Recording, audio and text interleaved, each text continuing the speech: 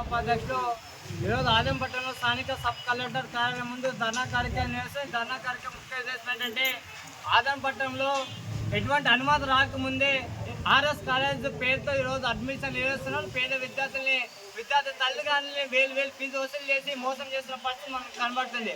మొన్నటి రోజున ఏదైతే ఆర్ఎస్ కాలేజ్ సంబంధించినటువంటి పర్మిషన్ కోసం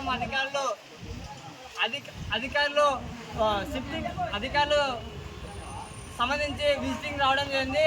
ఏదైతే విశ్వనారాయణ కాలేజీని ఈరోజు అధికారులకి చూపించిన పరిస్థితి మనకు కనబడుతుంది. అధికారులని కూడా ఈరోజు ఆర్ఎస్ కాలేజ్ యాజమాన్యం మోసం చేసిన పరిస్థితి మనకు స్పష్టంగా కనబడుతుంది. ఎందుకు ఈ మాట చెప్తున్నామంటే మన అధికారులు ఏదైతే ఇన్స్పెక్షన్కి వచ్చారో ఇన్స్పెక్షన్ కాలేజీని ఆర్ఎస్ కాలేజ్ యాజమాన్యం బిల్డింగ్ చూపించుకోకుండా ఈరోజు విశ్వనారాయణ కాలేజ్ బిల్డింగ్ చూపించి ఈరోజు ఆర్ఎస్ కాలేజ్ బిల్డింగ్ అని చెప్పేసి ఈరోజు అధికారులను కూడా మోసం చేసిన పరిస్థితి మనకు కనబడుతుంది. ఇప్పటికే దాదాపు 20 మంది విద్యార్థులు అడ్మిషన్ పొందారు. ఆ విద్యార్థులు చాలా గందరగోళం గురవుతున్న పరిస్థితి మనకు కనబడుతుంది. ఎందుకంటే ఈరోజు అనుమతి రాకముందు అడ్మిషన్ నిర్వహించారు. కాబట్టి ఇప్పటికైనా అధికారులు వెంటనే స్పందించి జిల్లాధికారులైనా స్థానిక ఉన్నటువంటి అధికారులు వెంటనే స్పందించి ఆర్ఎస్ కాలేజ్ యాజమాన్యంపై చర్యలు చేపట్టాలని చెప్పి డిమాండ్ చేస్తాం.